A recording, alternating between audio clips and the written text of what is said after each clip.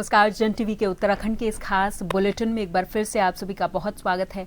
मैं हूं आपके साथ प्रियंका तिवारी। खबरों को विस्तार से जानेंगे, लेकिन उससे पहले एक नजर हेडलाइंस पर। उत्तराखंड के सीएम धामी का आंध्र प्रदेश दौरा। पूर्व पीएम अटल बिहारी वाजपेयी की प्रतिमा का किया अनावरण। मुख्यमंत्री ने उनके योगदान को किया याद।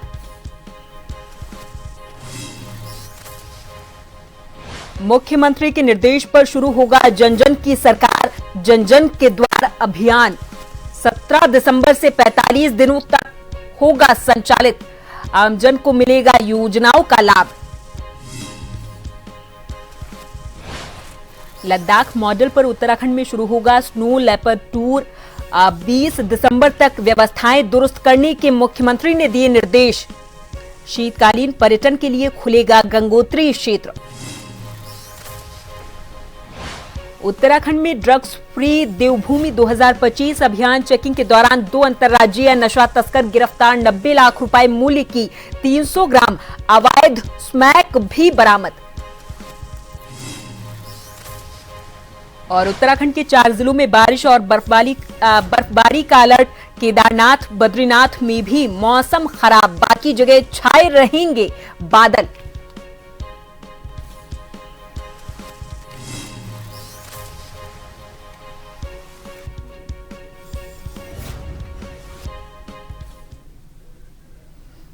उत्तराखंड के मुख्यमंत्री पुष्कर सिंह धामी ने आंध्र प्रदेश के मदनपल्ली में भारत रत्न और पूर्व प्रधानमंत्री अटल बिहारी वाजपेयी की प्रतिमा का अनावरण किया है। इस अवसर पर मुख्यमंत्री ने अटल जी के राष्ट्र निर्माण में दिए गए योगदान को याद किया और कहा कि उनका जीवन देश के लिए प्रेरणा स्रोत रहा है। कार्यक्रम में स्थानीय जनप्रतिनिधि और बड़ी संख्या में लोग मौजूद रहे हैं।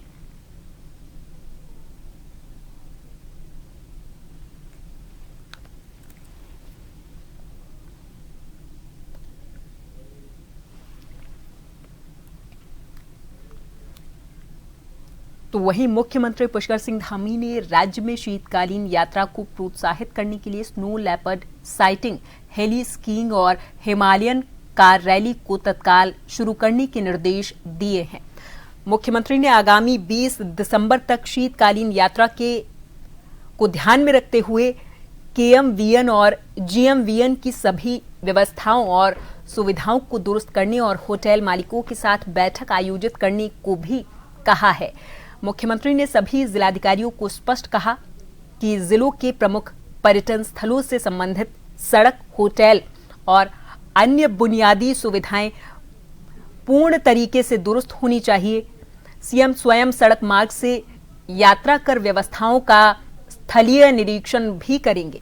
इसके साथ ही शीतकालीन यात्रा के प्रोत्साहन से जुड़े विभिन्न हितधारकों के साथ दिल्ली में एक महत्वपूर्ण बैठक आयोजित करने को भी कहा गया है।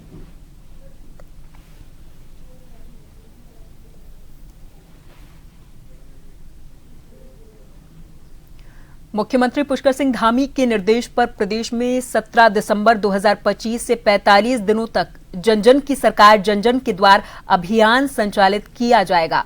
इस अभियान के दौरान विभिन्न न्याय पंचायतों और ग्राम पंचायतों में कैंप लगाकर आम आदमी से जुड़ी योजनाओं का लाभ जन सामान्य तक उपलब्ध कराया जाना सुनिश्चित किया जाएगा।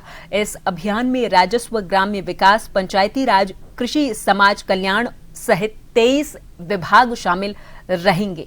इस संबंध में सभी संबंधित विभागों को स्पष्ट तरीके से जानकारी दे दी गई है।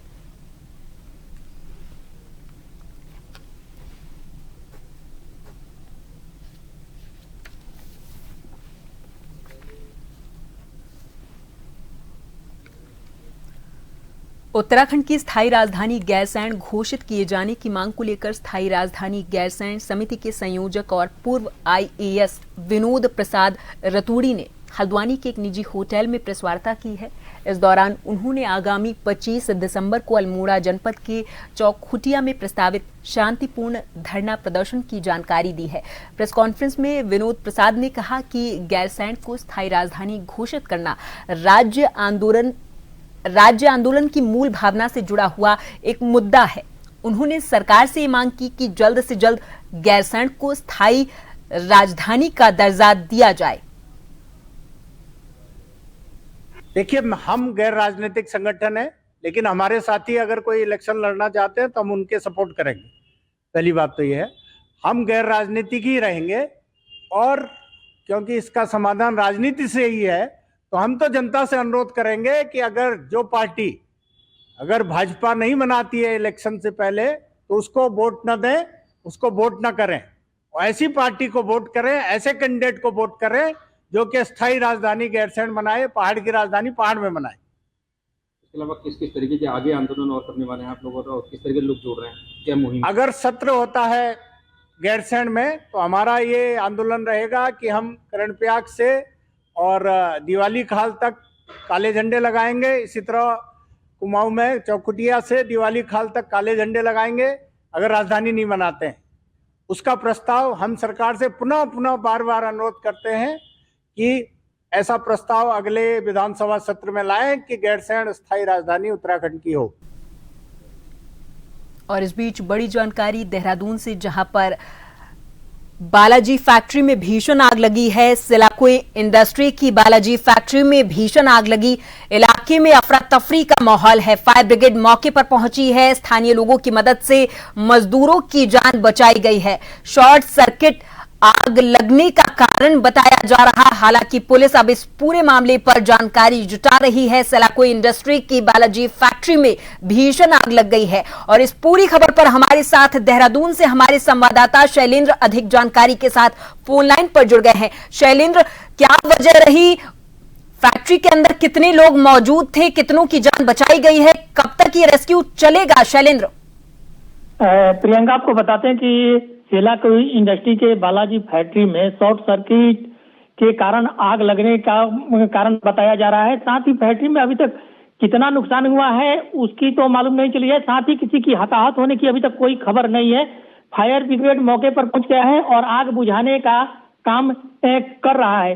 लेकिन पहली नजर में जो बात अभी आ रही है कि आग लगने का मुख्य कारण शॉर्ट सर्किट है। उसमें बहुत सारे मजदूर काम कर रहे थे, लेकिन मजदूरों को वहां से बचा लिया गया है। क्या बन रहा था और क्या पूरी फैक्ट्री में आग लगी है या फिर फैक्ट्री के सिर्फ एक हिस्से में? शैलेंद्र, फैक्ट्री में आग लगी है कुछ हिस्सों में और उसको बुझाया जा रहा है। आग ने विकराल रूप धारण कर लिया है, तो अभी फायर ब्रिगेड की जो टीम है वो लगी हुई है, आग को बुझाने का काम किया है। लेकिन अभी तक राहत की बात यह है कि किसी की हताहत होने की अभी तक कोई सूचना नहीं है। साथ ही बात करें तो फायर ब्रिगेड आग को बुझाने में अभी लगा हुआ है। ये किस चीज की फैक्ट्री थी और क्या फैक्ट्री के मालिक को बुला लिया गया है? शैलेंद्र, पुलिस इस पूरे मामले पर क्या कह रही है? फायर ब्रिगेड की टीम वहां पहुंची है, पुलिस अभी नहीं पहुंची है और मालिक का ये अभी तक खबर नहीं आ रही कि मालिक पहुंचे हैं कि नहीं हुए। लेकिन वहां पर जो लोग मजदूर काम कर रहे थे, स्थानीय लोगों की सहायता से उन लोगों को निकाल दिया गया है। धन्यवाद शैलेंद्र तमाम जानकारी के लिए। तो सिलाकुई इंडस्ट्री की बालाजी फैक्ट्री में भीषण आग लग गई है और इलाके में इस आग की वजह से अफरा तफरी मच गई है। फायर ब्रिगेड मौके पर पहुंची है और स्थानीय लोगों की मदद से मजदूरों की जान को बचाया गया है।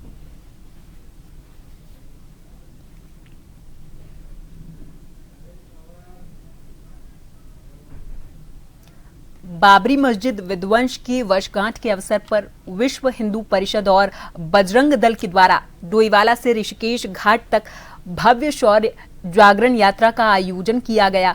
इस यात्रा में बड़ी संख्या में सनातन धर्म प्रेमियों ने उत्साह के साथ हिस्सा लिया है। यात्रा के दौरान निकाली गई आकर्षक झांकियों ने लोगों का विशेष ध्यान खींचा है। ऑपरेशन सिंदूर पर आधारित झांकी, भारत माता की भव्य झांकी और भगवान हनुमान के विराट स्वरूप ने श्रद्धालुओं को भाव विभोर किया है। पूरे रास्ते में जय श्री राम और भारत माता की जय के नारों से वातावरण गुंजायमान दिखा है। इस अवसर पर बजरंग दल के प्रांतीय अध्यक्ष ने कहा कि यह यात्रा सनातन समाज के लिए एक शुभ अवसर है। उन्होंने बताया कि बजरंग दल के पंचसूत्र शौर्य, शक्ति, सेवा, सुरक्षा और संस्कार के भाव के साथ हर एक साल शौर्य जागरण यात्रा का आयोजन किया जाता है। डोईवाला स्टेशन से और त्रिवेणी घाट पर इसका विश्राम होगा। पूरे मार्ग में जैसे सीधा मार्ग है उसी मार्ग से ये यात्रा निकलेगी। प्रत्येक वर्ष विश्व हिंदू परिषद बजरंग दल के बैनर तले यह यात्रा शौर्य के रूप में बच्चों में अपनी सनातन संस्कृति और अपनी लव जिहाद लैंड जिहाद, थूक जिहाद, मूत्र जिहाद जितने हैं, इनका भी विरोध करते हुए शक्ति प्रदर्शन करना होता है। और हर वर्ष 1964 में विश्व हिंदू परिषद की स्थापना हुई और 1984 में बजरंग दल की स्थापना हुई। और शौर्य दिवस इसलिए मनाया जाता है इसमें क्योंकि जिस दिन बाबरी मस्जिद का ढांचा गिरा था उस दिन गीता जयंती थी। तो भगवान के कर्म के अवतार श्री कृष्ण के रूप में इसको शौर्य, शक्ति, सेवा, सुरक्षा और संस्कार, ये बजरंग दल के हमारे 3 सूत्र हैं जिनके द्वारा सेवा, सुरक्षा और संस्कार। तो संस्कार में, सेवा में, हर चीज़ में समर्पण, त्याग जो है वो सब आज देखने को मिलेगा। और बड़े मनोवेग से हमारे युवा संस्कृति की ओर जुड़ रहे हैं, ये विशेष बात है। कार्बेट टाइगर रिजर्व के झरना पर्यटन जोन में सफारी के दौरान नियमों का उल्लंघन करने पर लखनऊ के निवासी एक पर्यटक के खिलाफ कड़ी कार्रवाई की गई है। दरअसल बाघ देखने के उद्देश्य से अवैध रूप से वॉकी टॉकी ले जाने के मामले में कार्बेट प्रशासन ने इस पर्यटक को 6 महीने के लिए ब्लैक लिस्ट कर दिया है। अब वो अगले 6 महीनों तक कार्बेट टाइगर रिजर्व के किसी भी पर्यटन जोन में सफारी या फिर नाइट स्टे नहीं कर सकेगा। कार्बेट टाइगर रिजर्व के पार्क वार्डन बिंदर पाल सिंह ने जानकारी दी है और बताया कि 10 दिसंबर को झरना पर्यटन जोन में सफारी के दौरान एक पर्यटक समूह के पास वॉकी टॉकी होने की सूचना मिली थी। ये समूह सफारी वाहन से जंगल घूमने के लिए आया हुआ था। सूचना मिलते ही प्रशासन ने मामले की गंभीरता को देखा और तत्काल जांच के निर्देश दिए हैं।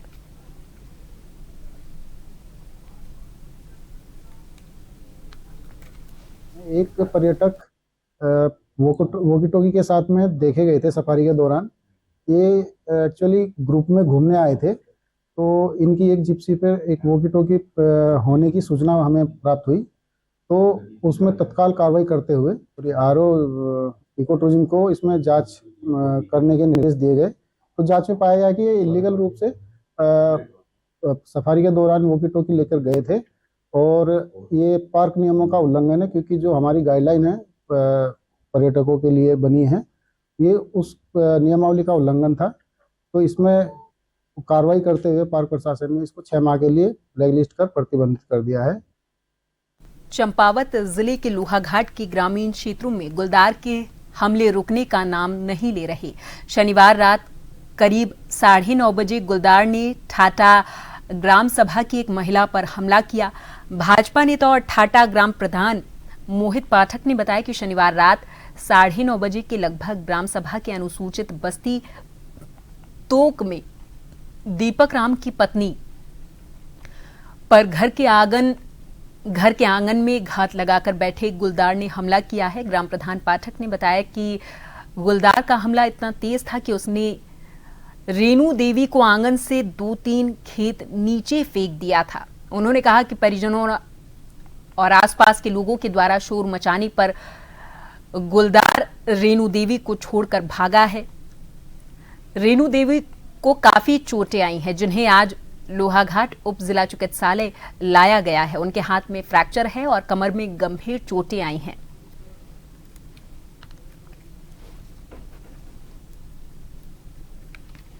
बाहर आई थी 9:30 बजे आंगन में कुछ काम के लिए, वहाँ नीचे बैठी थी।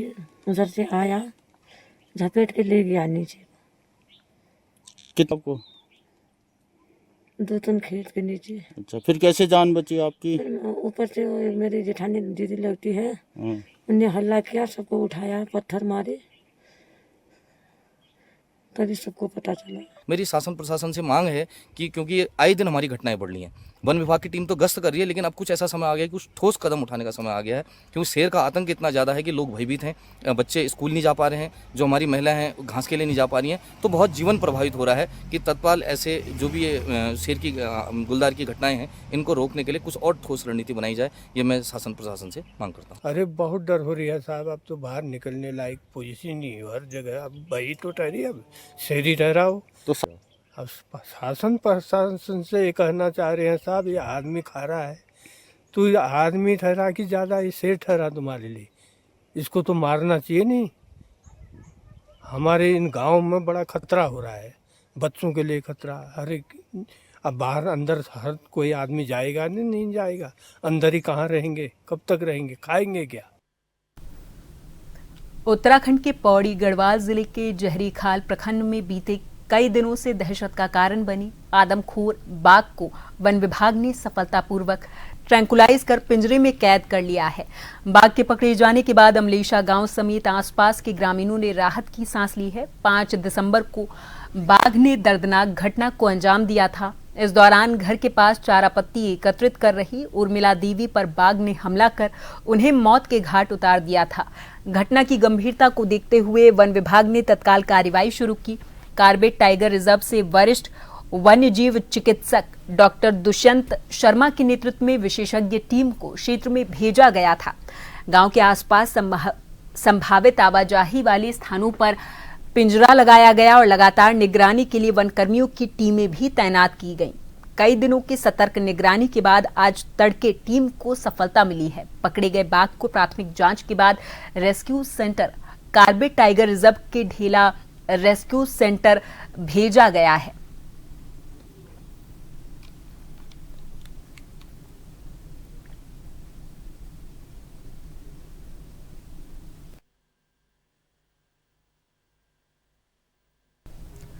रामनगर में शनिवार की देर रात एक महिला ने फांसी लगाकर आत्महत्या कर ली है।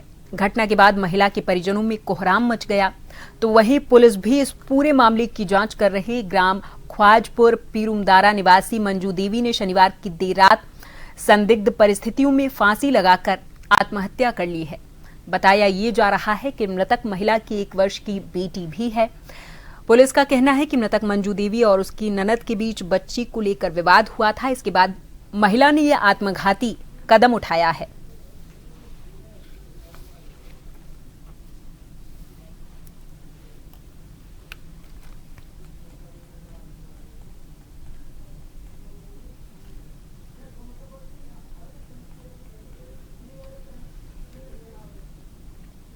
चंपावत के जिलाधिकारी डीएम मनीष कुमार ने पूर्णागिरी धाम में निर्माणाधीन रोपवे परियोजना का स्थलीय निरीक्षण करके कार्य प्रगति की समीक्षा की है। केआर आनंद कंस्ट्रक्शंस लिमिटेड दिल्ली के द्वारा निर्मित इस महत्वाकांक्षी परियोजना के प्रोजेक्ट मैनेजर महेंद्र राठौर ने जिलाधिकारी को रोपवे के तकनीकी पहलुओं और प्रगति की विस्तृत जानकारी दी है। प्रोजेक्ट मैनेजर ने बताया कि रोपवे की कुल लंबाई 950 मीटर है, जिसमें कुल 2 ट्रॉलियां संचालित होंगी। प्रत्येक ट्रॉली में एक समय में 65 श्रद्धालु सवार हो सकेंगे। ये रोपवे एक टर्मिनल से दूसरे टर्मिनल तक लगभग 250 मीटर की ऊंचाई मात्र 7 मिनट में तय करेगा, जिससे प्रति घंटे 800 से अधिक श्रद्धालुओं की आवाजाही सुनिश्चित होगी। रोपवे के संचालन से पूर्णागिरी के रास्ते पर हनुमान चट्टी से काली मंदिर तक का लगभग 6 किलोमीटर का पैदल और सड़क मार्ग कम हो जाएगा, जिससे श्रद्धालुओं को एक बड़ी राहत मिलने वाली है। और इसी के साथ इस बुलेटिन में फिलहाल के लिए मेरे साथ बस इतना ही। आप देखते रहें जन टीवी। नमस्कार।